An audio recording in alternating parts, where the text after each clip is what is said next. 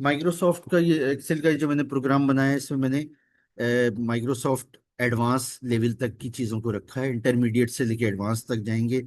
और इसकी basic requirement ये है कि बेसिक सबको आता हो। कोई ऐसा ना हो जिसको बेसिक ही ना आता हो, तो बेसिक आता हो और काफ़ी अच्छा आता हो, तो उसके बाद वो इस कोर्स को ज़रूर ज्वाइन करे। इसमें इंटर लेवल और एडवांस लेवल को कवर किया जाएगा। और इन दोनों लेवल के अलावा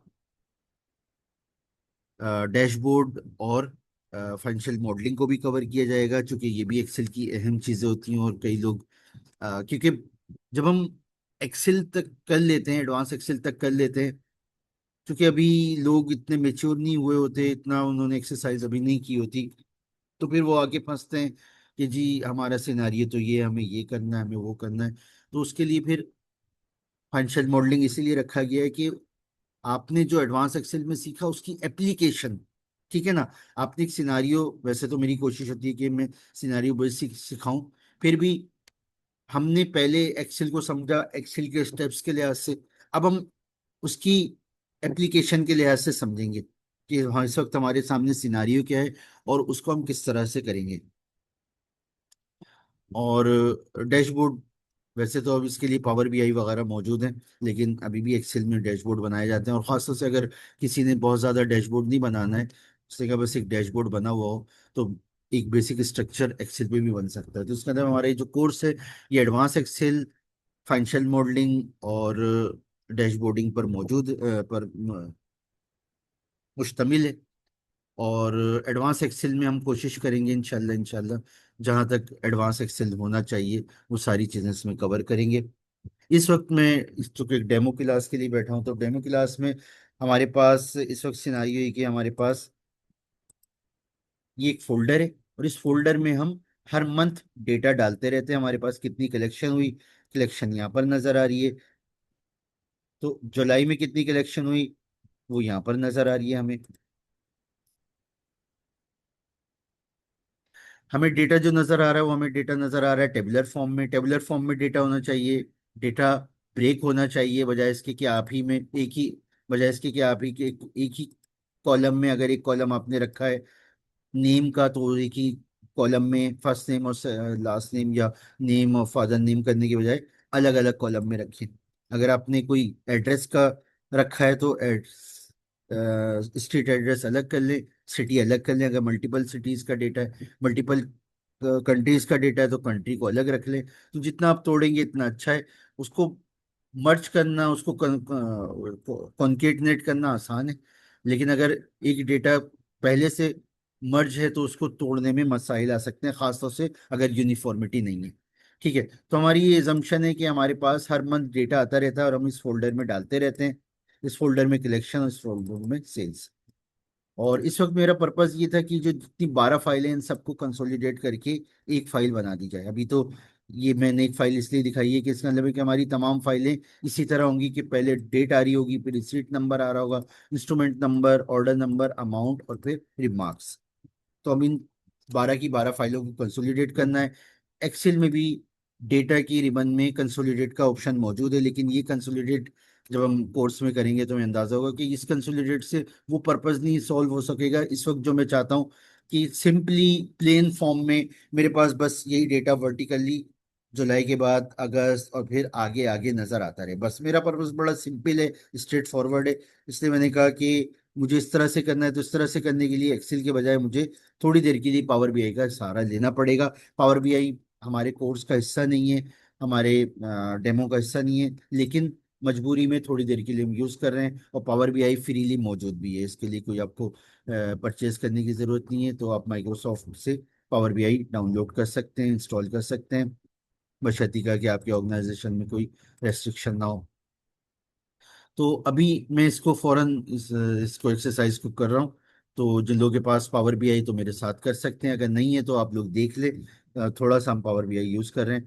तो पावर बीआई मैंने ओपन कर दिया है और उसकी होम की रिबन में मौजूद हूँ। और होम की रिबन में सबसे पहले गेट डेटा आ रहा है, कॉपी पेस्ट वगैरह के बाद गेट डेटा में, ठीक है, गेट डेटा में क्लिक करने के बाद मैंने मोर पे क्लिक कर दिया। अब उसने पूरी एक लिस्ट दे दी है, बहुत लंबी लिस्ट है। मुझे तो बस यहाँ पे फोल्डर से काम है कि फोल्डर की तमाम फाइलें एक जगह कंसोलिडेट करनी है।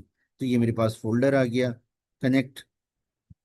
अब मुझे इसको ब्राउज करवाना है, मैंने कहाँ रखा हुआ है। इस वक्त जो मैंने फाइलों को रखा है वो डेस्कटॉप पर ही रखा हुआ है, और न्यू फोल्डर है।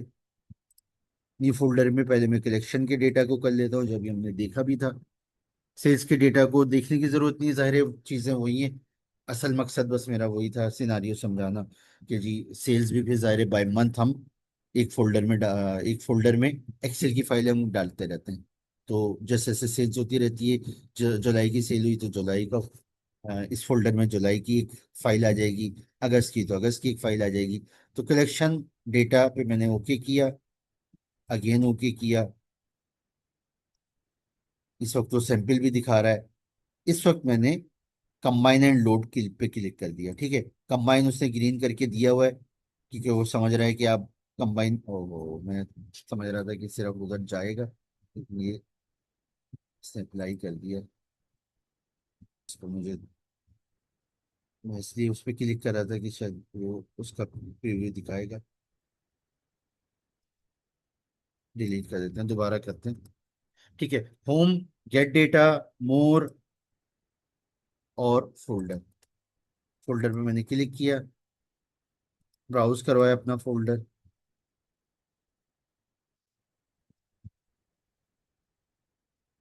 ओके, सबसे पहले कंबाइन पे, ये बस कंबाइन पे हमें काम है, आगे जाना भी नहीं है।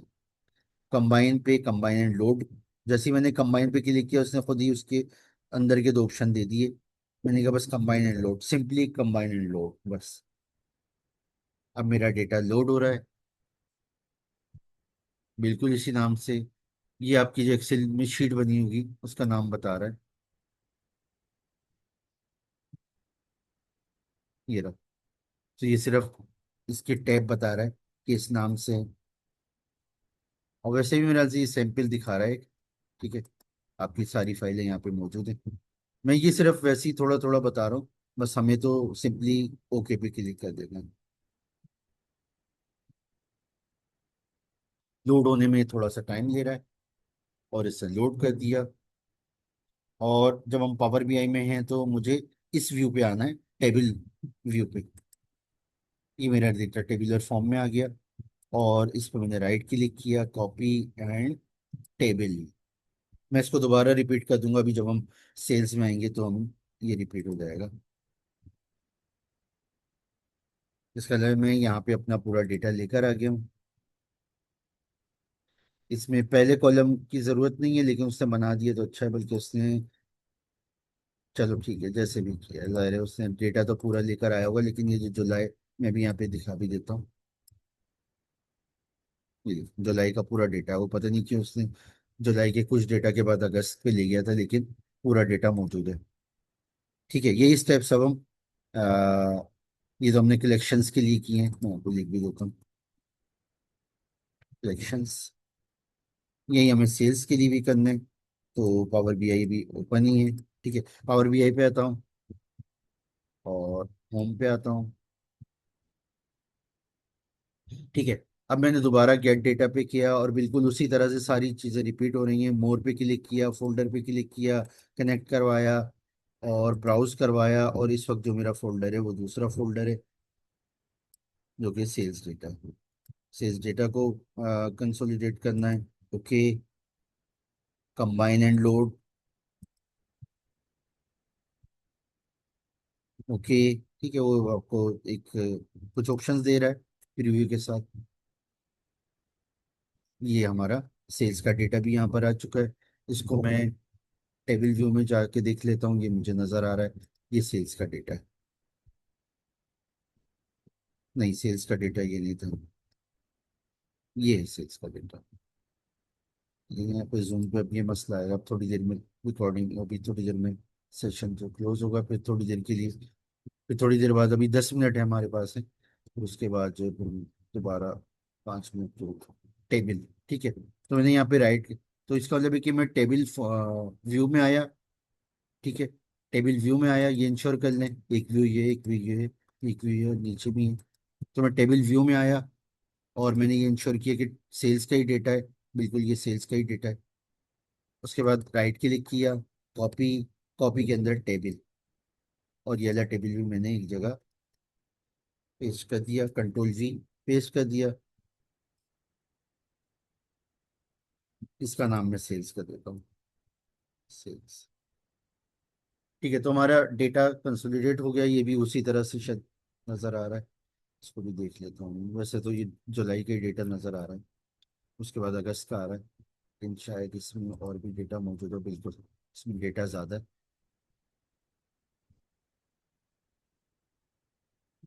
ये हमारे पास आ गया।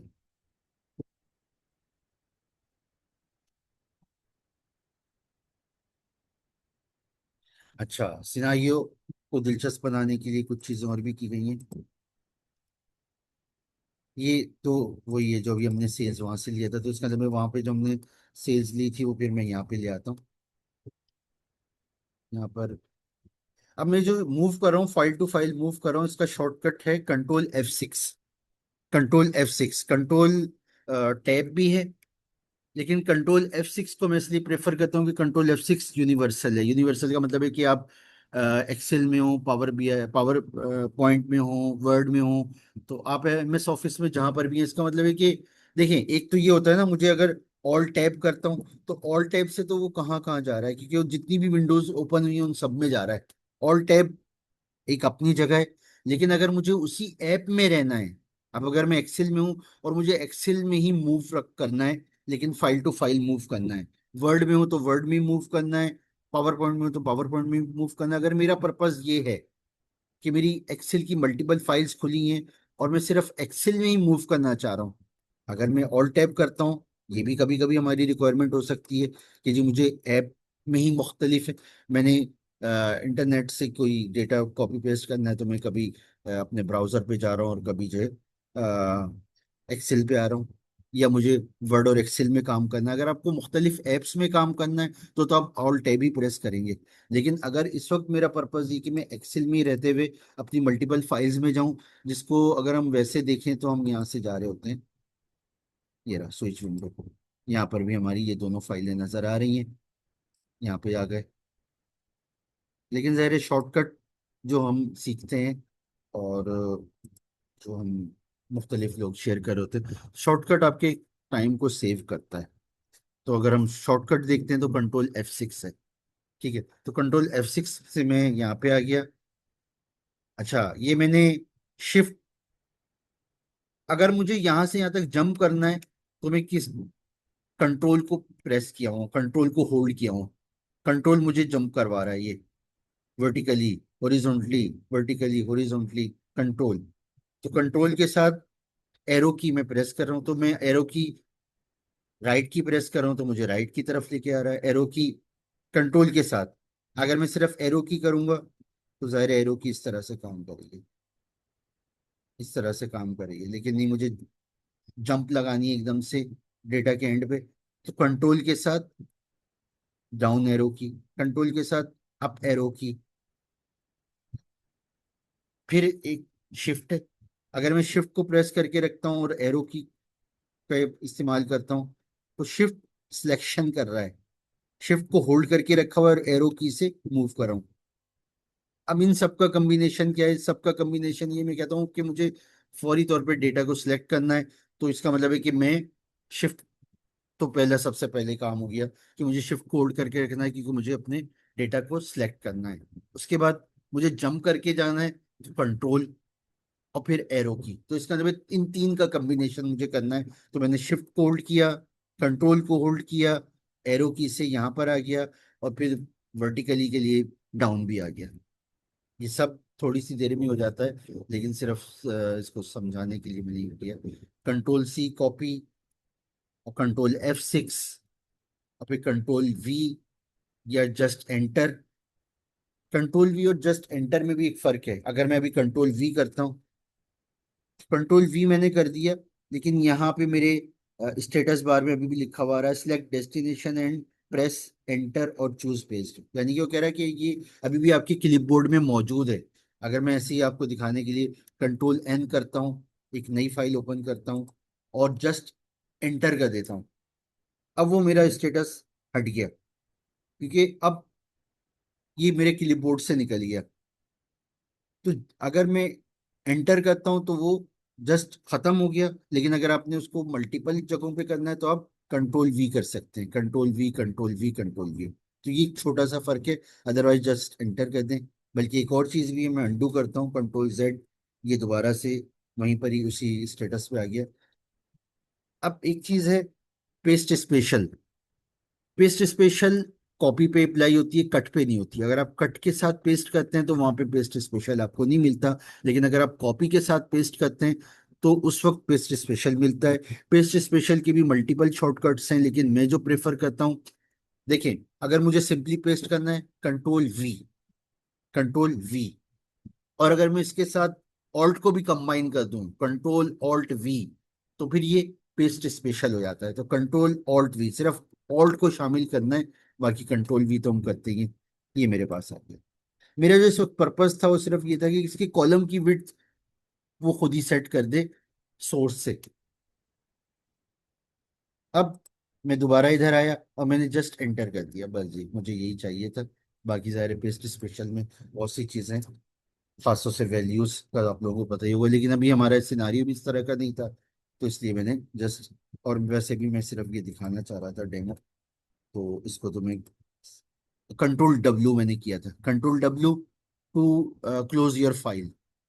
ऑल्ट F4 अलग चीज है। ऑल्ट F4 एप्लीकेशन क्लोज करती है, वो फाइल क्लोज हो जाती है अगर आपने सिंगल फाइल ही बनाई हुई है। लेकिन ऑल्ट F4 ऐप को क्लोज करने का है, और कंट्रोल डब्ल्यू सिर्फ फाइल को क्लोज करने का। ये भी वर्ड, एक्सेल, पावर पॉइंट सब जगह सेम है, control W to close your current file.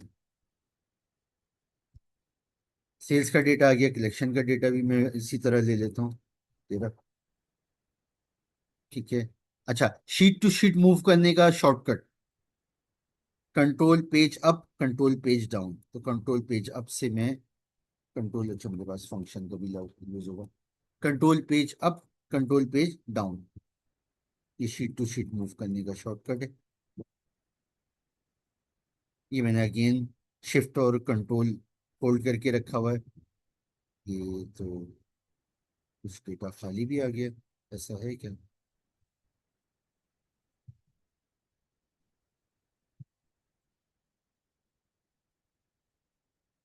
कुछ डेटा यहाँ पे खाली नजर आ रहा है।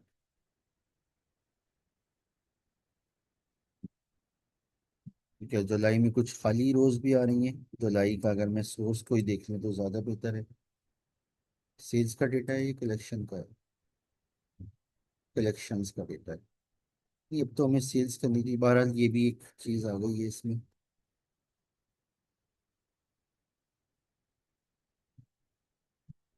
यहाँ तो सही था।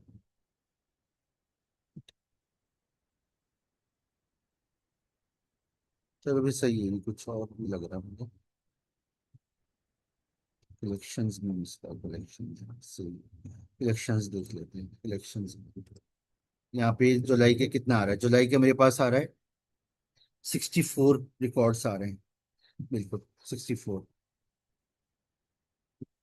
और यहाँ पे मेरे पास जुलाई के रिकॉर्ड्स आ रहे हैं, नहीं ये कुछ और गलती है। चलो ठीक है ना, फिर तो हमारे लिए सही है कि इसका मतलब है कि मेरे पास जो डेटा आ रहा है, ये वाला डेटा नेसेसरी है। और बाकी दिखता हूँ, पहले जुलाई को चेक तो करें। अच्छा, तो अभी मैंने ये चेक भी किया था, जुलाई का डेटा जो है हमारे 64 रिकॉर्ड्स ही आ रहे हैं यहाँ पर भी, और सोर्स में भी। तो इसका मतलब है कि डेटा तो पूरा आ गया यहाँ पे। तो इसका मतलब है कि मैंने अब ये जो खाली रोज आ रही है, इसका मुझे मकसद तो नहीं समझ में आया कि क्या मकसद है। ये तो कलेक्शन हो गई। हाँ, ये मेरी सोर्स फाइल है ना, जो हमारे इस फोल्डर में मौजूद है, तो इसमें भी 64 रिकॉर्ड्स आ रहे हैं। और अगर मैं इसको क्लोज कर दूं तो यहाँ पर मैंने जुलाई सेलेक्ट किया है, तो जुलाई 64 रिकॉर्ड्स ही आ रहे हैं, जो पावर बीआई से हम लेकर आए थे डेटा। तो इसका मतलब सही है, ये जो नीचे आ रहे हैं इसका मुझे मकसद समझ में नहीं आया, तो इनको हम रिमूव कर सकते हैं। तो मैं इनको रिमूव कर देता हूँ। हाँ, यहाँ पे भी देखें शॉर्टकट तो हमारे पास आते रहेंगे। मैंने अगेन, इसका मतलब है कि मुझे जंप करके लेके जाना है जो अननेसेसरी आ रहा है। तो जंप करने के लिए कंट्रोल, एरो की, और सिलेक्ट करने के लिए शिफ्ट, ये सब हो गया। अब मुझे क्या करना है, जस्ट चलो डिलीट कर देते हैं बस। चलो बस डिलीट कर देते हैं। कलेक्शंस मेरे पास ये आ गई और सेल्स मेरे पास ये आ गई। अच्छा, इसका डेटा हम वहाँ पे लेके जा रहे थे, वहाँ पे कितना डेटा लेकर गए थे। ये मैंने एक अपनी फाइल पहले से बनाई थी, तो इसलिए मैंने अभी आप लोगों के सामने यहाँ पे डेटा ले गया था, सेल्स का ले गया था, कलेक्शन का रह गया था। तो कलेक्शन का डेटा यहाँ से लेना था, इसके लिए मुझे यहाँ पे कॉपी पेस्ट करने के बजाय डायरेक्ट यहाँ पे कर लेना चाहिए था। चलो ठीक है, ये हमारा अब इस फाइल की ज़रूरत नहीं है, क्योंकि अलग से एक फाइल बनाइए। तो ये सारा प्रोसीजर हमने जो किया, ये पावर बीआई की मदद लेते हुए हमने कर लिया। और पावर बीआई फ्री मौजूद होता है, अगर किसी के पास नहीं है तो डाउनलोड करके इंस्टॉल कर सकता है। तो पावर बीआई, और हमने थोड़ा सा यूज़ भी किया उसको सिर्फ अपने पर्पस के लिए, तो हमारा पर्पस सॉल्व हो गया। हमारे पास तमाम 12 फाइलों का डेटा यहाँ पर आ गया। मैं यहाँ पे करता हूँ कंट्रोल शिफ्ट एल, फिल्टर। ये देखिए, ये बिल्कुल हमारी पूरी 12 की 12 फाइलें। लेकिन मैं यूनिफॉर्मिटी कितनी मेंटेन कर रहा हूँ, इसका मतलब हमारी फाइलों के नाम भी कितने यूनिफॉर्म है। 01, फिर स्पेस, फिर डैश, फिर उसका नाम भी बिल्कुल JUL-24, AUG-24। तो आपको यहाँ पे ये भी नजर आएगा कि मैं कितनी ज़्यादा यूनिफॉर्मिटी को मेंटेन करता हूँ, कि फाइलों के नाम में भी यूनिफॉर्मिटी रखता हूँ। तो हमारे पास ये डेटा, इसका मतलब है कि इन फोल्डर से, ये जो हमारे पास दो फोल्डर थे, इन दोनों फोल्डर से हमारे पास डेटा आ चुका है। और उस डेटा को हमने पावर बीआई से कंसोलिडेट कर लिया था। कंसोलिडेट करने के बाद ये जो रॉ डेटा के नाम से एक फाइल है, इसमें मैंने डाल डाल दिया। सेल्स भी आ गई, कलेक्शंस भी आ गई। अच्छा, ये हमारे पास एक डेटा है। ये डेटा तो बहुत छोटा है, लेकिन इससे बड़ा डेटा भी हो सकता है। तो अगेन यूनिफॉर्मिटी भी मैटर कर रही है, बल्कि यूनिफॉर्मिटी की वजह अगर मैं एक और काम करूं इसमें, तो सिर्फ दिखाने के लिए यहाँ पे कर सकते हैं, यहाँ पे कर सकते हैं। अच्छा, ये मेरे पास डेटा है, और ये डेटा कभी कभी हमारे पास इस तरह की सिचुएशन हो रही होती है कि हम कहीं से डेटा लेकर आते हैं किसी क्या कहा जाए,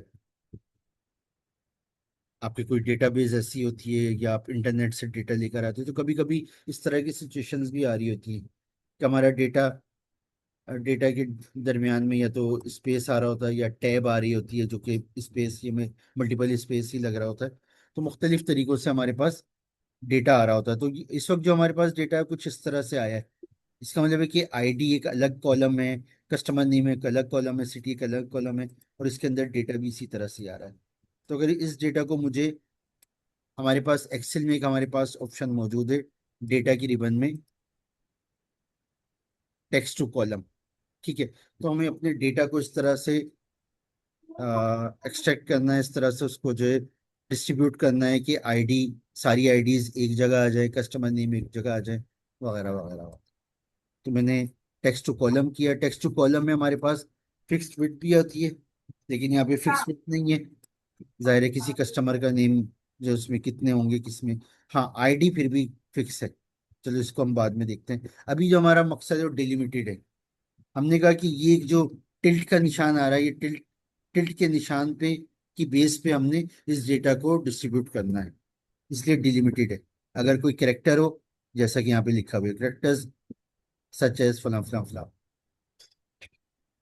अब वो यहाँ पे आमतौर पे टैब होता है, इसलिए उसने टैब किया है। मैंने कहा नहीं, टैब नहीं है, इस वक्त जो मेरा डेटा है उसमें ये टिल्ट का निशान है।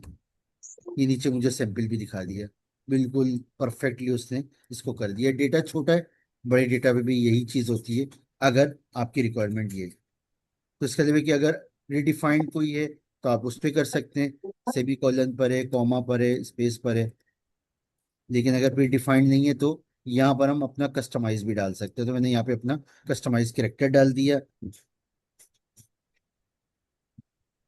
नेक्स्ट के बाद यहाँ पे एक स्टेप ये भी मौजूद है। हम एडवांस एक्सेल बाकायदा तौर पे जब करेंगे तो इस सारी चीज़ें उस वक्त भी कवर होंगी। इस वक्त हम उसकी सिर्फ एक एप्लीकेशन देख रहे हैं। अगर आपका इस वक्त पर्पज ये है कि यार बस जस्ट इसको जो है वो जैसे यहाँ पे सैंपल में दिखा रहा है इस तरह से आप डिस्ट्रीब्यूट कर दो, तो आप फिनिश कर सकते हो। लेकिन अगर अगर आप ये चाहो, लेट सपोज आप ये चाहो कि यार ये तो apa ya karena akhirnya katakan apa लेकिन अगर मेरा पर्पस ये कि मेरा सोर्स डेटा कुछ वक्त के लिए मैं वैसे ही रहे, ताकि मैं पहले इंश्योर कर लूँ कि मेरा डेटा सही तरह से डिस्ट्रीब्यूट हुआ है, तो मैं यहाँ पे बी कर देता हूँ कि जी आप बी से इस प्रोसेस को करो, ए पे खाली छोड़ दो। तो अब उसने, ये रहा मेरा सोर्स डेटा अभी भी इसी तरह से आ रहा है। तो अगर किसी ने अभी भी एक दफ़ा देखना है कि कहीं कोई गलती तो नहीं हो गई है, तो वो सोर्स डेटा को महफूज कर सकता है। मेरा मुझे सोर्स डेटा को महफूज करने की ज़रूरत नहीं थी, लेकिन दिखा रहा हूँ कि हम यूँ भी कर सकते हैं। अगर मुझे कॉलम रिमूव करना है, उसका कॉलम को सिलेक्ट करने का shortcut control space, control space column select करने का शॉर्टकट। अब इसको रिमूव करना है कंट्रोल माइनस।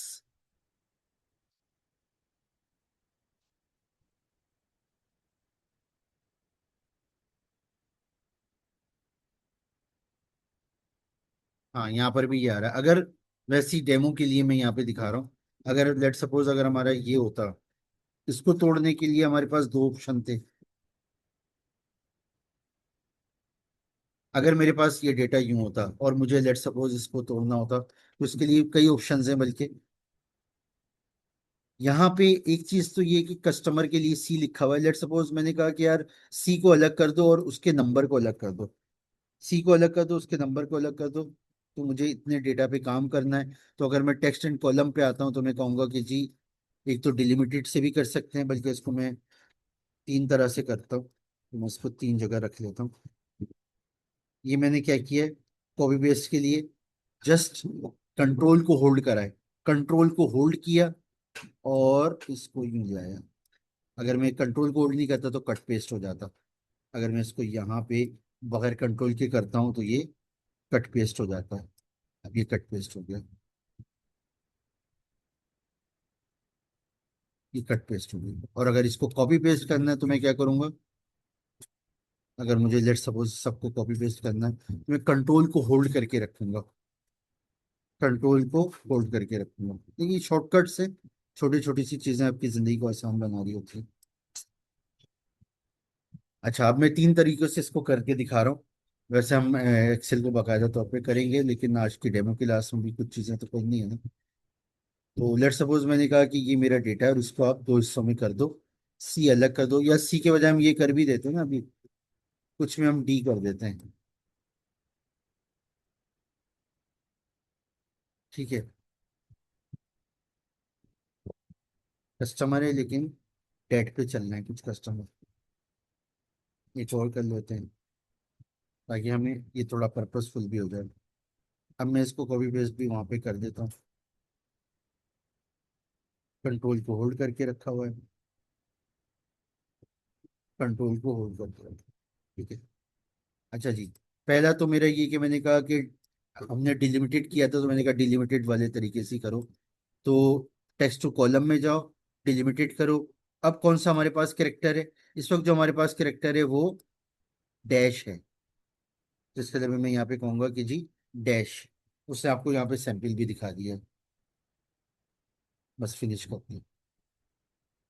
एक और तरीका क्या हो सकता है, एक उसने कहा था कि आप फिक्स विथ भी कर सकते हैं, यहाँ पे हम फिक्स विथ भी कर सकते हैं।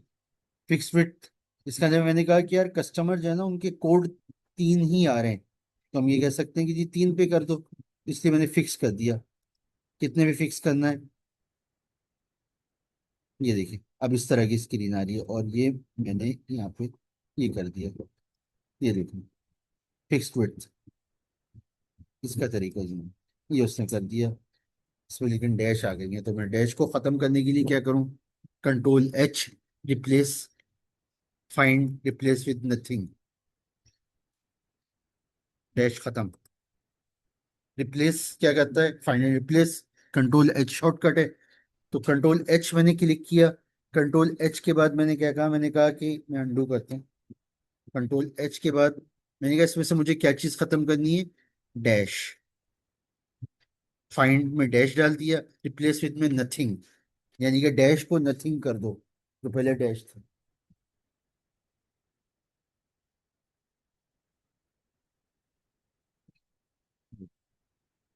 तीसरा तरीका, तीसरा तरीका ये भी हो सकता है कि फ्लैश फिल हम यूज कर सकते हैं। फ्लैश फिल ये कहता है कि आप मुझे एक सैंपल दिखा दो। मैंने कहा सैंपल ये है कि 0 है, C है और 004 है। अब यहाँ पे ये मसला आएगा, यहाँ पे भी इसने यही किया है।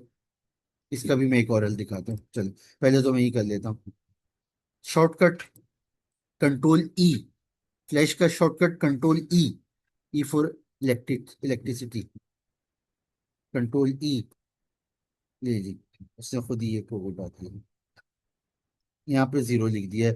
तो चूंकि ये देखें यहाँ पे इसने प्रॉपर 10 और 11 लिखा था, क्योंकि फ्लैश फिल जो है आपके सैंपल पे चलता है। फ्लैश फिल एक क्विक वे है। तो जब शॉर्टकट हम यूज करते हैं तो हमें थोड़ा सा उसमें वेरीफाई करने की जरूरत है कि कहीं ऐसा तो नहीं है कि उसने हमारी बात को गलत समझ लिया। तो इसलिए इसका मतलब है कि उसने गलत समझ लिया, उसने समझा कि एक ही करेक्टर लेकर आना है, कंट्रोल ई। चलो अब वो कर नहीं पा रहा है। हाँ अब शायद करते हैं।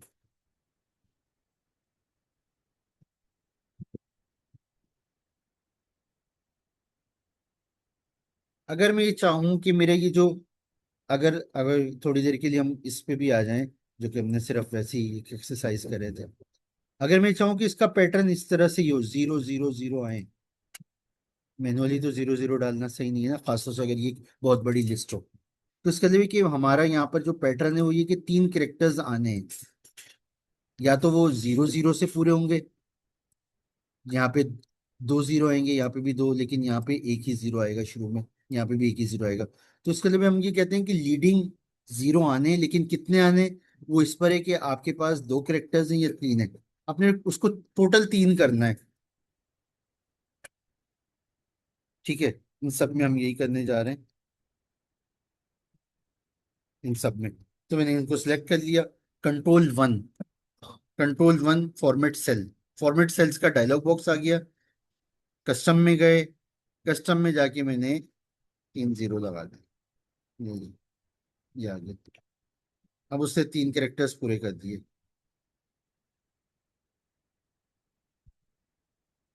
अभी मैं सिर्फ एप्लीकेशन कर रहा हूँ क्योंकि डेमो क्लास है, तो इसलिए मैं उस तफसील में नहीं जा रहा हूँ। वरना जब हम तफसील में जाएंगे तो हमें अंदाजा होगा कि 0 का मकसद क्या था। और ये फॉर्मेट सेल्स में हमने क्या किया, ये सारी चीज़ें वगैरह। बिल्कुल यही चीज़ हमारे पास प्रोडक्ट्स में भी है। अब हम यहाँ पे टाइम कम लगाते हैं क्योंकि हम ऑलरेडी ये सारी चीज़ें देख चुके हैं। तो टेक्स्ट टू कॉलम, और यहाँ पे भी इत्तेफाक से टिल्ट ही डाला हुआ था और डिलिमिटेड। और अब मैं कहता हूँ कि टिल्ट, उसने नीचे सैंपल भी दिखा दिया, बिल्कुल इसी तरह से मुझे चाहिए था। और मैंने जस्ट फिनिश कर दिया इसमें। मैंने वो नहीं किया कि आप आगे मुझे इस प्रोसेस को करें। प्राइस में कॉमा आना चाहिए था, कंट्रोल 1।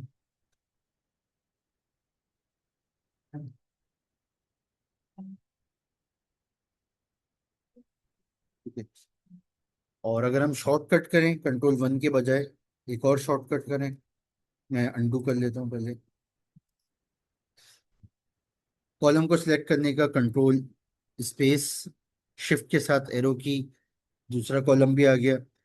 और एक हमारे पास शॉर्टकट है control shift 1, control shift 1 comma की फॉर्मेटिंग कर देता है, लेकिन इसमें भी 0 आ जाते हैं, तो उसके लिए फिर Alt H 0, नहीं Alt H 9 है, Alt H 9, Alt H 9।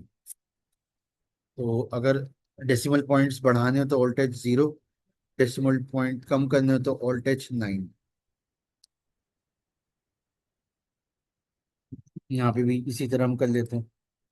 Column को सिलेक्ट करने का कंट्रोल स्पेस, और कॉमा का कंट्रोल शिफ्ट 1, उसके बाद 0 हटाने Alt H 9, Alt H 9। इनको अब मुझे ज़रूरत नहीं है तो मैं इन सबको डिलीट कर देता हूँ।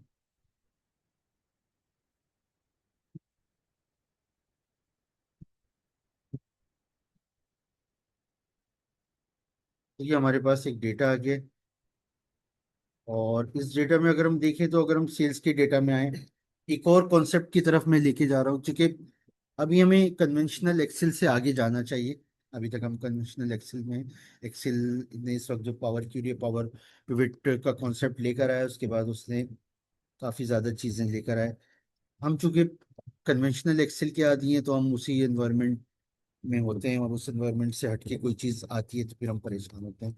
तो ये एक हमारे साथ मसला आता है कि अभी तक हम कन्वेंशनल एक्सेल में ही रह गए। तो अगर हम यहाँ पे देखें तो इसका मतलब है कि आपका जो डेटा, ये जो डेटा है, जिसको आप मास्टर डेटा कह सकते हैं, ठीक है ना, आपके कस्टमर्स का एक डेटा है। इसमें कोई एक कस्टमर बढ़ जाएगा, कोई एक कम हो जाएगा, लेकिन आप आमतौर पे इन्हीं कॉलम्स को रखेंगे। जब डेटाबेस की बात हो ही रही है, तो कॉलम क्या होता है? कॉलम तो ये है, ए कॉलम। इसका मतलब है कि ए कॉलम में डेटा है भी और नहीं भी है, ठीक है ना। यहाँ पे डेटा नहीं है, लेकिन कॉलम ए ये पूरे का पूरा है।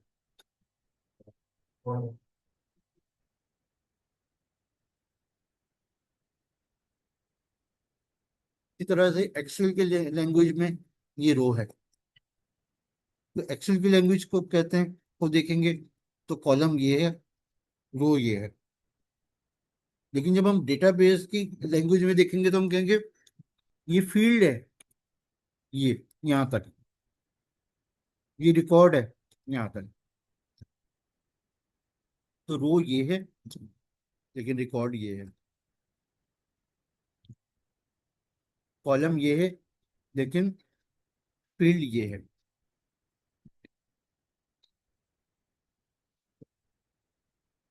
इसका मतलब है कि जो हमारा मास्टर डेटा है, इस मास्टर डेटा को डेटाबेस की लैंग्वेज में डिम डेटा कहा जाता है, डिम टेबल। ये डिम टेबल है। और जो हमारा रनिंग डेटा है, सेल्स कलेक्शन वगैरह, ये कहलाता है फैक्ट टेबल। तो मैं यहाँ पे लिखता रहता हूँ, इसका मतलब है एक चीज वो है, उसके साथ एक चीज रिकॉर्ड है। कॉलम, फील्ड, फिर टेबल के लिहाज से डिम टेबल, जिसको हम कह सकते हैं मास्टर टेबल। फिर एक है जिसको हम फैक्ट टेबल कहते हैं, और इसको हम डेटा टेबल कह सकते हैं।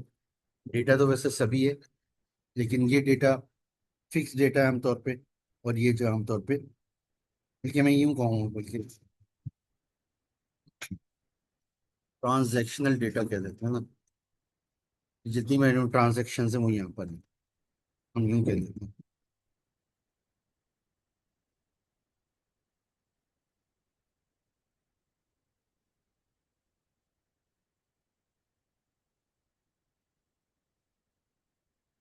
फिर एक और चीज, अगर हम इस डेटा पर आते हैं, तो हमारे पास ये एक कॉलम ऐसा है जो इसकी आइडेंटिफिकेशन कर रहा है, ठीक है। आपने किसी सेल को रेफर करना है, तो आप कहोगे हाँ भाई ऑर्डर नंबर क्या था, जबकि यहाँ पे इसकी आईडी ये है। तो ये जो आईडी बेस्ड कॉलम होते हैं, डेटाबेस में यही होता है। हम चूंकि एक्सेल के आदी हैं, हम तो वैसे भी एक कॉलम को पता चलता है, कहीं पे हमने डेट डाल दी तो उसी कॉलम में आगे जाके कहीं पे टेक्स्ट डाल दिया, अमाउंट डाल दी। जबकि जब हम डेटाबेस के कॉन्सेप्ट पे काम करते हैं, और हमें उस पर आना चाहिए, भले से हम एक्सेल ही यूज कर रहे हो, वो कहता है कि जी एक कॉलम अगर डेट का है तो फिर आप वहाँ पे डेट ही डालेंगे। एक कॉलम अगर अमाउंट का है तो आप वहाँ पे अमाउंट ही डालेंगे। एक कॉलम अगर टेक्स्ट का है तो आप वहाँ पे टेक्स्ट ही डालेंगे।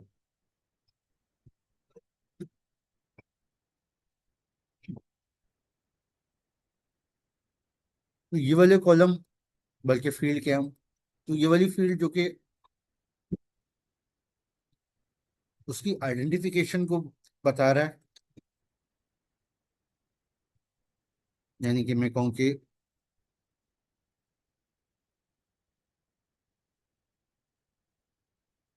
लेकिन अभी इसमें भी थोड़ी सी तफसील आएगी। आईडी फ्री उसको कहा जाता है प्राइमरी की।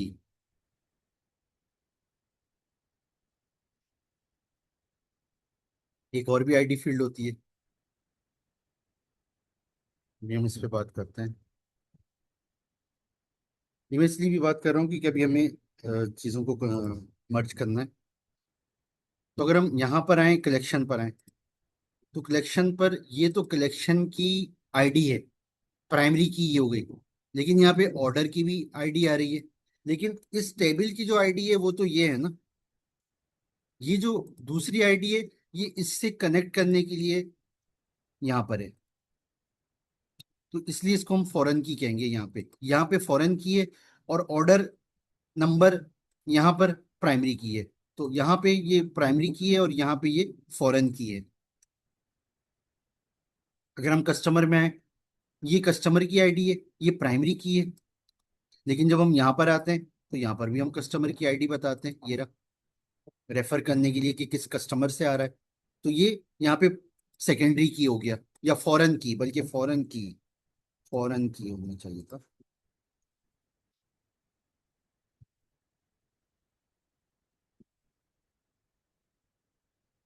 तो इसका मतलब है कि हम एक्सेल भी चाहे यूज करें, लेकिन अब हम क्या कर रहे हैं, हम ये कर रहे हैं कि आईडी बेस्ड सारा काम कर रहे हैं। इसका मतलब है कि अगर मुझे सेल्स में, लेट सपोज किसी वजह से मुझे ये देखना है कि जी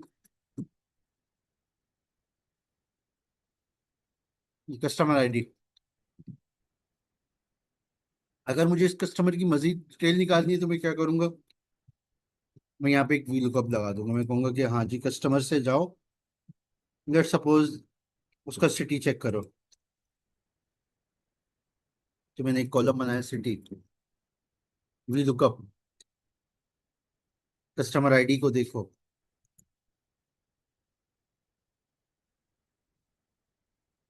सिटी, बस यहाँ तक काफी है। इसमें से कॉलम नंबर 3 हमने जो सिलेक्ट किया है, ABC, उसमें से C, कॉलम नंबर 3 से डेटा उठाकर लेकर आओ, एग्जैक्ट मैच करो, और इसको एब्सोल्यूट कर दो, ताकि ये ना हो कि आप इसमें चेंज करते रहे। हम तफसील में पढ़ेंगे जिन लोगों को अगर नहीं पता इसका। कंट्रोल D फिल डाउन, ये जी।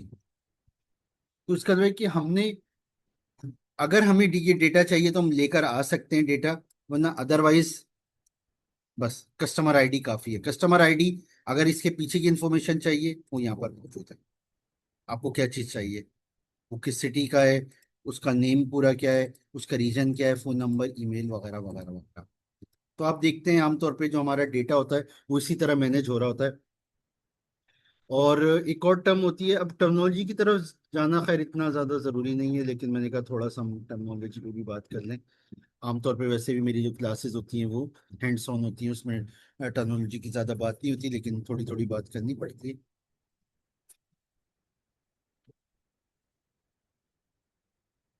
तो एक चीज़ होती है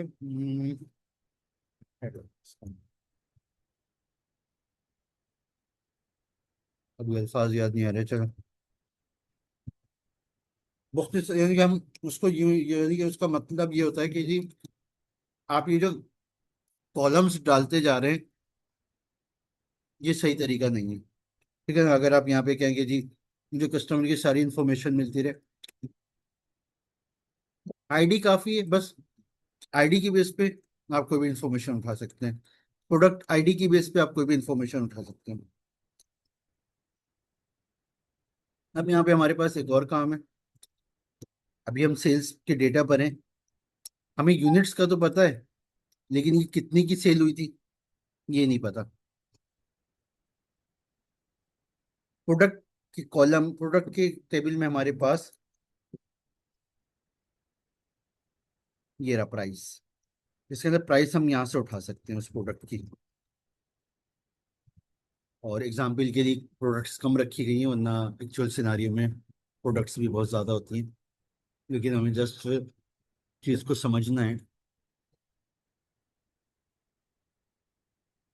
अब देखिएगा, कि हम एडवांस सेक्शन के लिए बैठे हुए हैं, तो थोड़ा एडवांस लेवल पे जाना पड़ेगा। पहले मैं सिंपली वीडियो का यूज करता है, इसको हम स्टेप वाइज चलते हैं। हाँ जी, यूनिट प्राइस कितनी थी, मैंने कहा यहाँ से देखो।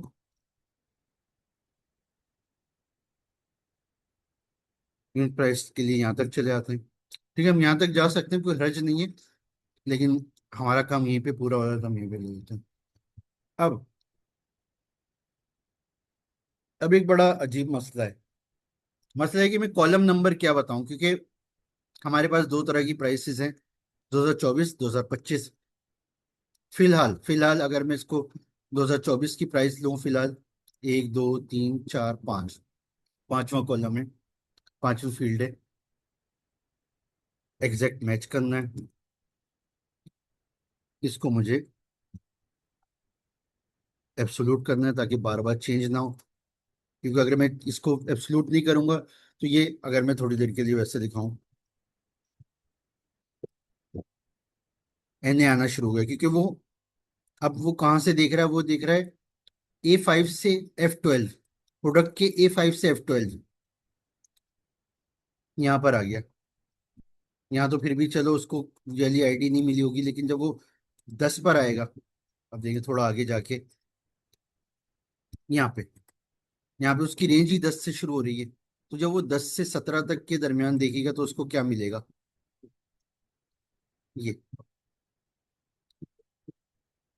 10 से 17, उसको कुछ भी नहीं मिलेगा तो वो नहीं कहेगा, वो कहेगा ये तो नॉट अवेलेबल है। तो ये नॉट अवेलेबल नहीं है, बल्कि हमने जो इसकी रेंज थी उसको फिक्स नहीं किया। तो उसकी रेंज को फिक्स करने के लिए मैं इसको सिलेक्ट करता हूँ, और शॉर्टकट है, इसको सिलेक्ट करके F4, जैसे F4 किया उसने ये जो डॉलर्स लगा दिए। अब अगर मैं इसको कहीं भी लेके जाता हूँ, अब ये रेंज A2 से F9 तक की जा रही है, मैं कहीं भी रैंडमली चेक कर लूँ, A2 से F9, A2 से F9, और यही मेरी रिक्वायरमेंट थी कि जी आप इसको चेंज नहीं कीजिएगा। दूसरे स्टेप की तरफ चलते हैं। अभी तो बड़ी अहम चीज ये है कि जी जुलाई से लेकर दिसंबर तक तो चलो सही है, 2024 की प्राइस लगेंगी, लेकिन जैसे जनवरी शुरू होगा तो फिर 2025 की प्राइस लगनी चाहिए थी। सर ये एब्सोल्यूट रेफरेंस का दोबारा एक दफ़ा बता दीजिएगा, हम्म, ये कैसे अप्लाई होगा बेसिकली। जी बिल्कुल।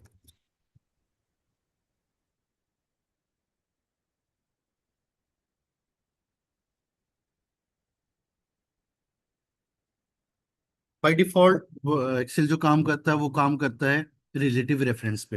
रिलेटिव रेफरेंस जो इस वक्त हुआ हुआ है, जो कि रिलेटिवली चेंज होता रहता है। अगर मैं नेक्स्ट रो पे इसी को कॉपी पेस्ट करके लेके जाऊंगा तो एक रो नीचे चला जाएगा, उसके तमाम रेफरेंसेस। अगर मैं यहाँ पर आता हूँ, पहले H2 था, अगर हम यहाँ पे वर्ड पेस्ट को देखते हैं,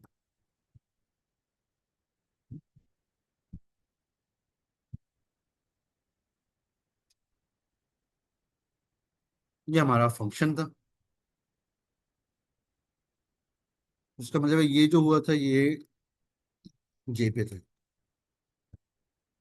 J2। J2 पे मैंने एक फार्मूला लगाया, is equal to V lookup H2 से आप जो प्रोडक्ट आईडी देख लीजिएगा, फिर प्रोडक्ट्स के शीट में जाके इन A2 से F9 तक देख लीजिएगा। उसके बाद आपको जो रिजल्ट मिलेगा वो इस सिलेक्शन के ए से लेके एफ तक में पांचवें कॉलम पे आपको रिजल्ट मिल जाएगा, ये सारी चीजें हो गई सो ऑन। अब हमने कहा कि जी अब J3 पे भी करना है। जब मैं J3 को स्कोप पर वाले को कॉपी पेस्ट करूंगा तो वो ये 3 हो जाएगा, ये 3 हो जाएगा, ये 10 हो जाएगा। उसने रिलेटिवली एक एक आगे बढ़ा दिया। उसने कहा अब जो नेक्स्ट रेंज बनेगी वो यहाँ से बनेगी। अच्छा, ये मेरी रिक्वायरमेंट सही थी बिल्कुल। यहाँ से ये यही वाली प्रोडक्ट आईडी ले, यहाँ से यही वाली प्रोडक्ट आईडी ले, इसका तो कोई मसला ही नहीं है, इसको तो छोड़ दें, ये बिल्कुल सही काम कर रहा है, इसको रिलेटिव ही होना चाहिए। मसला यहाँ पर आ रहा है, इस हिस्से में, ये प्रॉब्लम एरिया है। अगर मैं इसको यूं ही रखता हूं तो ये तो रेंज चेंज होते होते E1 के थोड़ी देर बाद ये बाहर चली आएगी, जो कभी हमने देखा, यानी कि जब आप J11 पर होंगे तो फिर वो, बल्कि J10 से 10 पर आ जाएगा। जब आप J10 पर आएंगे थोड़ी देर बाद, जिस वक्त आप J10 पर आएंगे, तो वो करेगा ये कि H10, ये तो बिल्कुल सही है, लेकिन यहाँ पर भी वो 10 पे चलाएगा और इसको 9 से कितना कर देगा, मैं ऐसे ही 18 लिख देता हूँ, जितना जहां तक भी ले जाएगा, यहाँ तक ले जाएगा। अब तो उसकी रेंज ही बिल्कुल गलत हो गई, क्योंकि हमने इसको रिलेटिव छोड़ा हुआ था। 10 पर आकर वो कहेगा कि जी प्रोडक्ट के टेबल में जाओ और A10 से F18 तक जाकर देखो। A10 से F18 में तो कोई डेटा ही नहीं था, तो वो कहेगा कि जी एन ए तो नॉट अवेलेबल है, वहां पे अवेलेबल ही नहीं है। तो इसके लिए मेरे पास हल ये है कि मैं यहाँ पर डॉलर लगा दूं। ये डॉलर में मैनुअली भी लगा सकता हूँ एक्सेल में, और शॉर्टकट ये कि अगर आप एडिटिंग मोड में फार्मूले के अंदर जाके इसको सिलेक्ट कर लो और जस्ट F4 क्लिक कर दो, तो यहाँ पे वो डॉलर लगा देता है। डॉलर लगाने से अब फायदा ये होगा कि ये एब्सोल्यूट हो जाएगा। एब्सोल्यूट का मतलब ये कि अब आप जहां भी मूव करते रहोगे, ये वाला पोर्शन अपनी जगह रहेगा, ये वाला अब ये नहीं हिलेगा। अब आप 3 पर आ जाओ तो भी ये इतनी ही रेंज में रहेगा, 10 पर आ जाओ तो भी इतनी ही रेंज में रहेगा। ये हमने काम करना है वहाँ पे। तो मैंने इसको यहाँ से यहाँ तक सिलेक्ट किया। कोई मैनुअली डॉलर लगाना चाहे लगा ले, लेकिन जब शॉर्टकट मौजूद है F4, इसने डॉलर लगा दिए। अब ये फिक्स हो गया। इससे पहले हम यहाँ पे देखते हैं A3 से F10 कर दिया था, लेकिन अगर मैं अभी कंट्रोल D करूँ, नहीं जी, A2 से F9, और यही मेरी रिक्वायरमेंट थी। मैं कंट्रोल एरो की से नीचे आ गया, कंट्रोल एरो की के साथ शिफ्ट करके ऊपर आ गया, control D fill down, D for dog, fill down. ये शॉर्टकट है जल्दी काम करने के। फिल डाउन, फिल डाउन का मतलब वही कॉपी पेस्ट हम कह सकते हैं, हम फिल डाउन को तफसील में भी पढ़ेंगे। फिल डाउन हम फिलहाल हम कॉपी पेस्ट के लिए समझ लें कि वो ऊपर वाली चीज को कॉपी पेस्ट कर रहा है, लेकिन मसला यहाँ पे बड़ा कॉम्प्लिकेटेड है। जैसा कि अभी मैंने कहा कि जी 24 में तो सही था, लेकिन जैसे ही 25 में आए, वही 25 में तो फिर इसको 2025 की प्राइस लेनी चाहिए थी। अभी इसने फिलहाल सिर्फ यूनिट प्राइस ली है वहां से, अभी इसने यहाँ से यूनिट प्राइस ली है, ये रहा।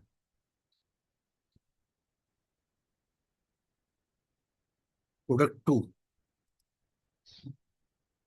अच्छा प्रोडक्ट टू ही है पहले, सही है। आई टू से ही शुरू हो रहा है, वन यहाँ पर आ गया, नीचे आ गया। चलें इसको छोड़ दें, इसको अगर मैं कर दूं तो बेहतर है।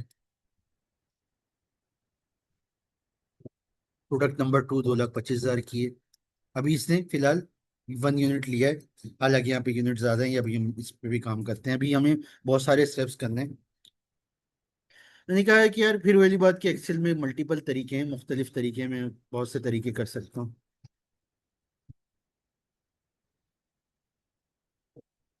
लेकिन अगर मैं इसमें सर ये, एक क्वेश्चन है। जी, जब फीड ये कॉलम हम सेलेक्ट करते हैं, हाँ तो जो ये शॉर्टकट हम यूज करते हैं, इसको एरो करके नीचे, इसको शिफ्ट प्लस एरो के साथ, हाँ, सम टाइम तो ये with in the field selection करता है, सम टाइम ये फुल नीचे रो फुल सिलेक्ट करता है, जबकि नीचे कोई उसमें कोई नंबर्स नहीं है, कोई भी डाटा नहीं होता, फिर भी उसको वो फुल टेबल लेता है। सो वो क्या रीजन होती है सर उससे? नहीं सवाल दोहराइएगा, सम टाइम। सम टाइम जितने नंबर्स हैं, जितना डेटा है हमारा, उसी हाँ फील्ड के बीच में ही वो उसको उस वो सिलेक्शन करता है। सम टाइम वो नीचे चला जाता है, जबकि नीचे फील्ड नहीं है, डेटा नहीं, कुछ भी नहीं है, फिर भी उसको वो सिलेक्शन कर रहा होता है। जी जी, ऐसा होता है मेरे ख्याल से। ये जो होता है ना, ये कहीं से हम कॉपी पेस्ट करते हैं, खास तौर से जो मैंने ये चीज नोटिस की है, ये कि अगर मैं कहीं से पेस्ट स्पेशल करता हूँ और वहां से कोई फार्मूला उठाता हूँ, तो कुछ कुछ मौकों पे ये हो जाता है, ये हो जाता है, लेकिन इसका मुझे इतना ज्यादा आइडिया नहीं है, यानी कि वजह नहीं पता। लेकिन जो मुझे महसूस हुई है वो यही है कि हमने वहां पे डेटा को सही से डिलीट नहीं किया था। डिलीट नहीं किया तो उसकी हमारी मजबूरियां थी, हम वहां से जहां से डेटा लेकर आए थे, सोर्स से लेकर आए थे, वहां से हम लेकर आ गए थे। होता है इस तरह से, जी हाँ, ये होता है। अच्छा, अब मेरा मकसद ये था कि जी जब 24-25 आए, तो फिर वो 25 की प्राइस, जब 24 हो तो 24 की, जब 25 हो तो 25 की प्राइस लाए। इसके लिए मुख्तलिफ तरीके हो सकते हैं, लेकिन मेरे जहन में जो था वो ये था कि हम यूं कर लें, अगर हमारा जो मसला है वो सिर्फ यहाँ पर है, पाँच, पाँच पर हमारा मसला है कि यार ये पाँच होगा या छः होगा। अगर 24 है तो पाँच होगा, 25 है तो छः होगा, ये हमारा मसला है। पहले मैं इसको ब्रेक करता हूँ। अगर हम एक काम ये कर लें, ईयर का इस पे फंक्शन लगा दें डेट पे, तो ईयर वो बता देता है 2024 है, और जाहिर है अगर यहाँ पे 2025 है तो बता देगा कि ये 2025 है। कंट्रोल D, मैं 25 को खत्म कर रहा हूँ अनडू करके। इसके अलावा एक काम तो मुझे ये ईयर का फंक्शन आसान है, जो इसको पिक कर लेगा कि जी ये कौन से ईयर की ट्रांजैक्शन है।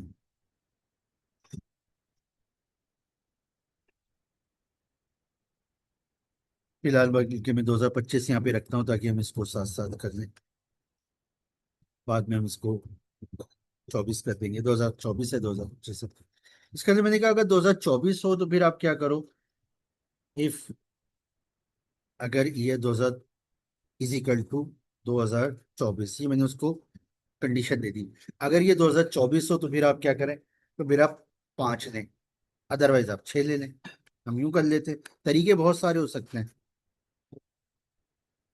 तो इसका मतलब मैं यहाँ पे एक काम ये कर लूँ कि ये जो फाइव है इसको मैं डायनामिक कर दूं कि जी आप खुद ही चेक कर लो ईयर क्या लिखा हुआ आ रहा है। मैंने कहा इफ अगर ईयर, इस डेट का ईयर 2024 बनता है तो फिर आप कॉलम नंबर, तो यहाँ पे अभी मैं कह रहा था कि अगर इसको मैं कंडीशनल करना चाहूँ कि जी यहाँ पे जो उसने वी लुकअप से जो उसने कॉलम नंबर उठाना है, आइदर फाइव और सिक्स, उसके लिए मैंने कहा कि मैं एक इफ लगा देता हूँ इसके अंदर। इफ अगर year of date is equal to 20, अगर ये 2024 है तो फिर आप कॉलम नंबर फाइव पे जाएंगे, अदरवाइज आप कॉलम नंबर सिक्स पर जाएंगे। ये मैंने इसको क्लोज कर दिया। तो इफ का ये पोर्शन सिर्फ एक रिजल्ट देगा कि यहाँ पे कॉलम नंबर फाइव से उठाना है या कॉलम नंबर सिक्स से उठाना है। ये एंटर कर देता हूँ और ये यहाँ तक control D fill down. Sample basis पे हम वैसे ही रेंडमली थोड़ा सा देख भी लेते हैं। अगर हम कंट्रोल Shift L फिल्टर का शॉर्टकट है, तो अगर मैं किसी एक प्रोडक्ट आईडी को देख लेता हूँ, लेट सपोज टू को देख लेते हैं, तो देखिए जी इसकी यूनिट प्राइस 225 थी और काफी आगे तक जा रहा है, बल्कि एंड बस देख लेते हैं ना, ये रहा 227। तो जैसे ईयर बदला उसने इसकी प्राइस बदल दी। वापस चलते हैं अब, और इसको 25 भी कर देंगे, ये जो हमने 24 कर लो, 25 25 25, ये रहा इसको। सर ये फॉर्मूला थोड़ा सा अगेन एक्सप्लेन कर सकते जी हैं, ये VLOOKUP के साथ इफ कैसे मर्ज हुआ? बिल्कुल।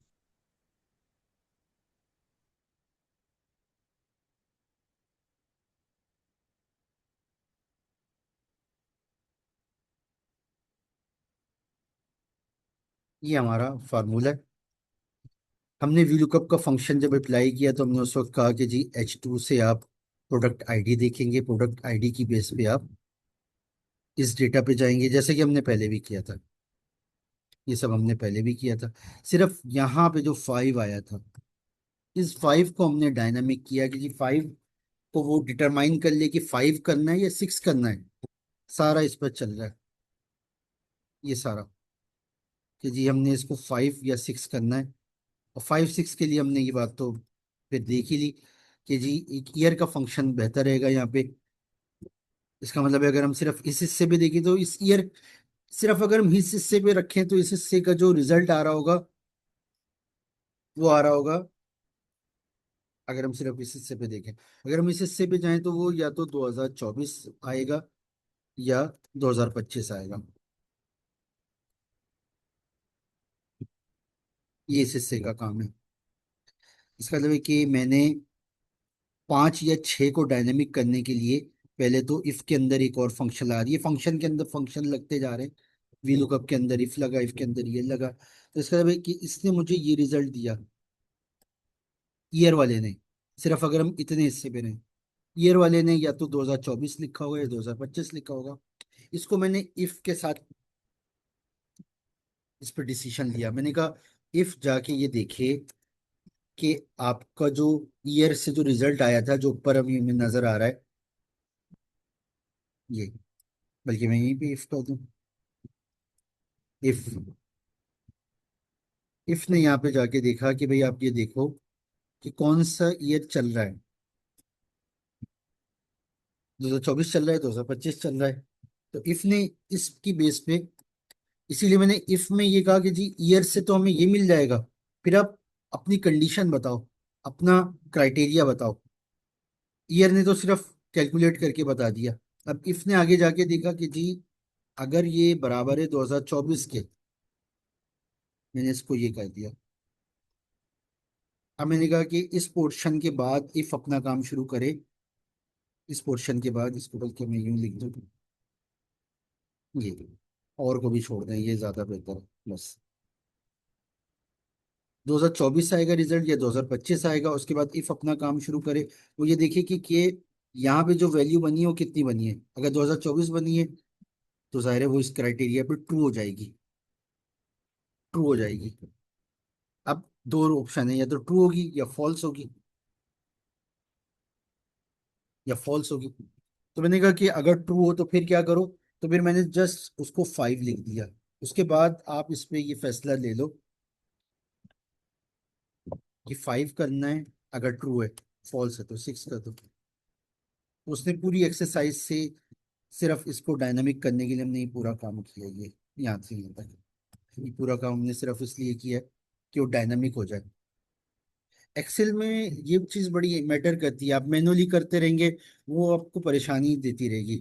किसी ने किसी वजह से 25 24 को 25 कर दिया था, 25 को 24 कर दिया था, उसने बाद में सही किया। अब आप ये चीज़ें वुलनरेबिलिटी में आ जाती हैं।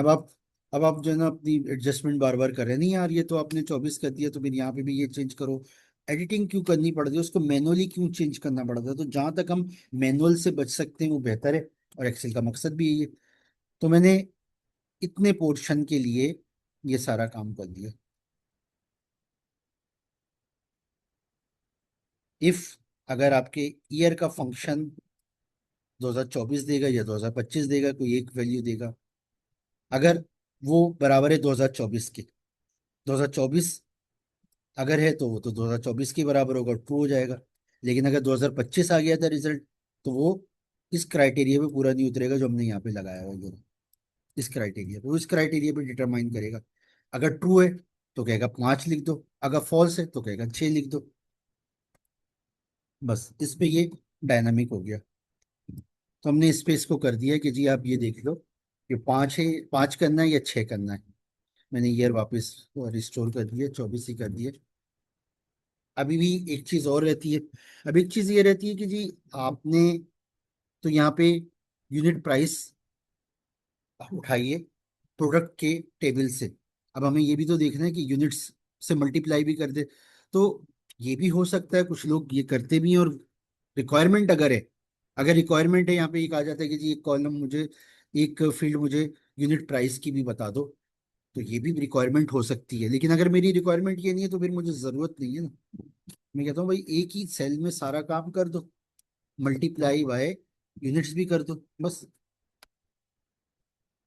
अभी तक हमारे पास कितनी अमाउंट आ रही है टोटल, क्योंकि ज़ाहिर है ये तो ये एक यूनिट प्राइस पर है ना। अभी तक हमारे पास यहाँ पे जो सम आ रहा है 1,40,000, 140 नहीं, मिलियंस में 148,77,300। ठीक है।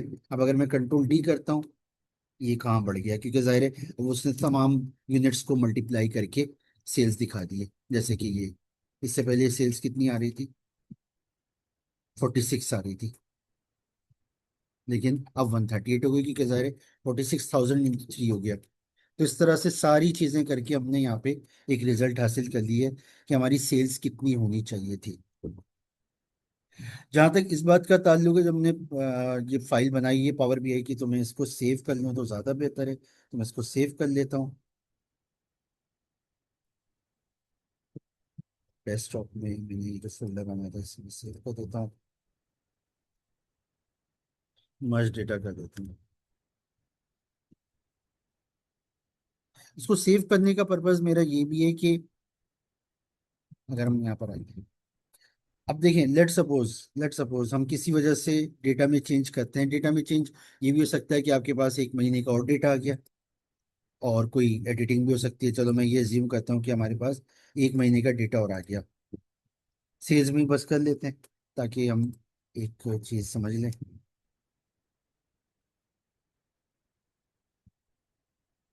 जुलाई 25 का भी डेटा यहाँ पर आ गया।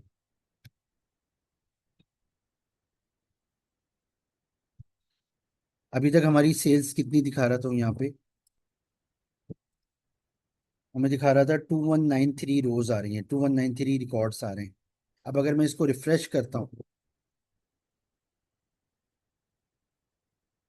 2193 थे, 2374, तो यकीनन सेल्स भी बढ़ गई, सारी चीजें बढ़ गई। तो इसके लिए भाई कितना जबरदस्त काम हो गया, डायनामिक हो गया।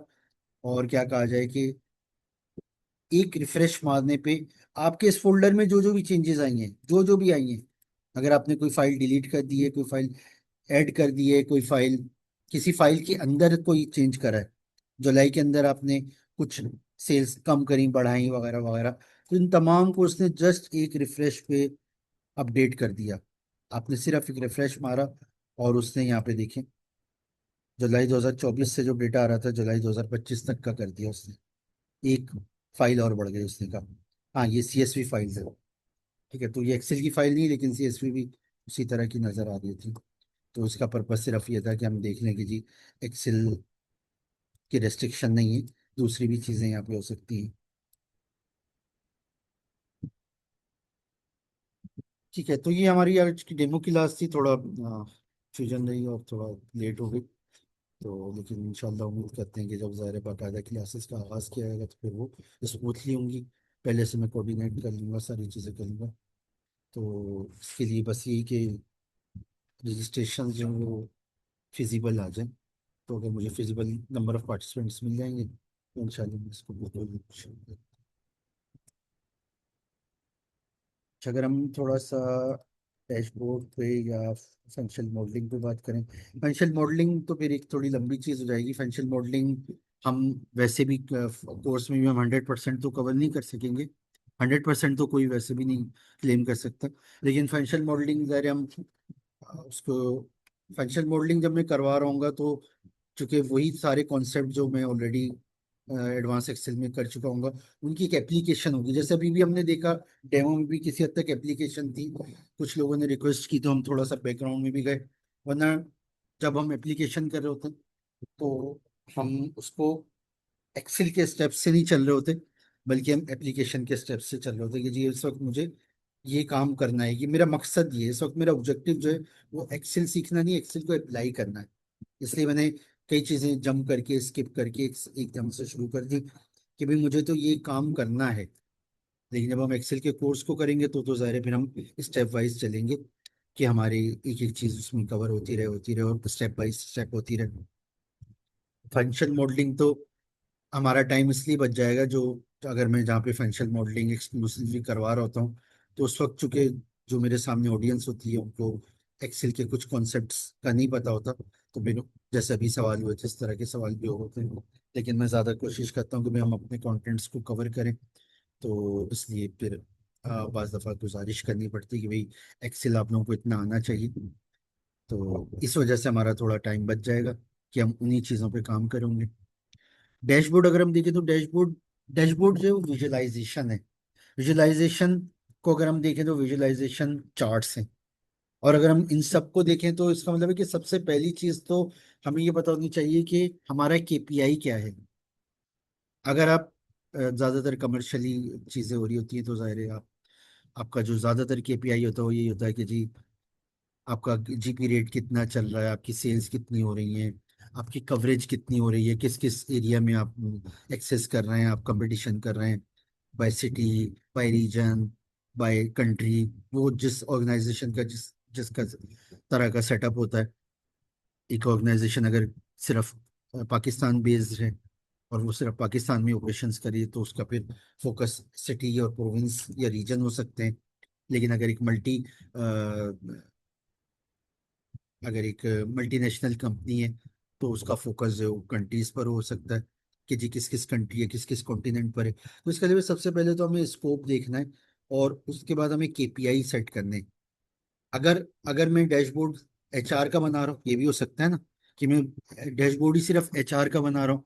तो जब मैं एचआर का बना रहा हूँ तो मैं केपीआई देखूंगा कि हाँ जी आपका आपकी स्ट्रेंथ कितनी है, कितने, क्योंकि वो एचआर यही बताता है ना कि भाई हम इतने एम्प्लॉयज को फैसिलिटेट करते हैं, इतने एम्प्लॉयज हैं, हम इतने उनके अपॉइंटमेंट्स करते हैं, इतनी इंटरव्यूज करते हैं, वगैरह वगैरह। तो इसके अलावा वो स्ट्रेंथ को देखेगा, वो ये देखेगा कि हमारा टर्नओवर कम है, ठीक है, यानी कि रिटेंशन रेट अच्छा है हमारा, तो वो इस तरह की चीज़ों को देख रहा होगा। फाइनेंस है तो उसके पास तो बहुत सारी चीज़ें आएंगी, आरओआई देख रहा होगा, जीपी रेट देख रहा होगा, और मुख्तलिफ चीज़ें देख रहा होगा। अगर फिर ऑर्गेनाइजेशन के लिहाज से भी चेंज आता है। अगर हम पूरी एक ऑर्गेनाइजेशन को का एक डैशबोर्ड बना रहे हैं जिसमें हम पूरी ऑर्गेनाइजेशन को सामने रख रहे हैं, तो फिर ऑर्गेनाइजेशन की बेस पर होता है। आप एक एजुकेशनल इंस्टीट्यूट की बना रहे हैं तो फिर आप उस लिहाज से देखेंगे कि इनरोलमेंट कितने स्टूडेंट्स की होती है, पासिंग रेशियो क्या है, वगैरह वगैरह, पोजीशन होल्डर कितने। अगर आप एक होटल का बना रहे हैं तो आप देखेंगे कि जी हमारे यहाँ ऑक्यूपेंसी रेट कितना है, रूम्स कितने ऑक्यूपाई होते हैं, कितना रेवेन्यू जनरेट होता है। अगर आप एक एनजीओ के लिए बना रहे हैं तो उसके लिहाज से जो उसका मोटिव है, अगर वो कहता है कि जी हम फीमेल को एम्पावर कर रहे हैं, तो फिर वो ये देखेंगे कि जी हम फीमेल को कितना फैसिलिटेट कर रहे हैं। अगर मेल और फीमेल दोनों को करते हैं, लेकिन वो ये देखना चाह रहे हैं कि भाई फीमेल को कितना प्रमोट करते हैं। तो ये केपीआई, स्कोप, ये चीज़ें बड़ी इंपॉर्टेंट हैं और हर जगह ही मैटर करती हैं। तो फाइनेंशियल मॉडल, फाइनेंशियल सॉरी डैशबोर्डिंग में भी बड़ा मैटर करती है कि आपके डैशबोर्ड, फिर डैशबोर्ड में चार्ट्स होते हैं, क्योंकि चार्ट से हम लोग इतना ज़्यादा यूज टू नहीं होते हैं। और इसकी वजह ये भी होती है, अब तो खैर पावर बीआई और टेबलो और इस तरह के जो सॉफ्टवेयर्स आ गए हैं तो उन्होंने कुछ कुछ अवेयरनेस शुरू कर दी है, लेकिन फिर भी अभी भी जो ऑडियंस की एक बड़ी तादाद है हमारे जो मैं ऐसे। एक सवाल पूछना चाहूंगा जी आपसे।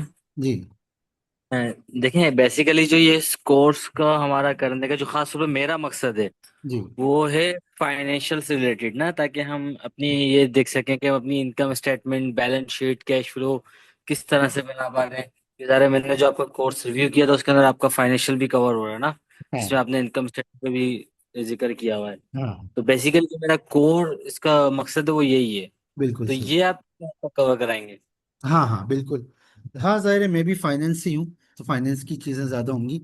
और इसमें आप लोगों से एक चीज़ मेरी रिक्वायरमेंट होगी कि अगर आप लोगों के पास एक्सेल का ऐसा वर्जन है, क्योंकि आपको पता ही है एक्सेल में भी बड़ी चेंजेस आती रही हैं। माइक्रोसॉफ्ट ने एक्सेल के बजाय पावर बीआई भी बहुत काम किया है, लेकिन एक्सेल में भी बहुत काम किया। अगर आपके पास डायनामिक एरे है, डायनामिक एरे को मैं यूं आसानी से बता दूं कि अगर आप ये देखते हैं कि लेट सपोज आपके पास यूनिक यूनिक का फंक्शन अगर आपके पास मौजूद है, आपके एक्सेल में मौजूद है, तो आपकी बहुत सारी चीजें जो अभी हम आप बात कर रहे हैं, क्योंकि अब जो हम इनकम स्टेटमेंट बैलेंस शीट बनाते हैं उसमें अब इस तरह के फंक्शंस को फिल्टर फिल्टर का फंक्शन बहुत ज्यादा यूज होगा।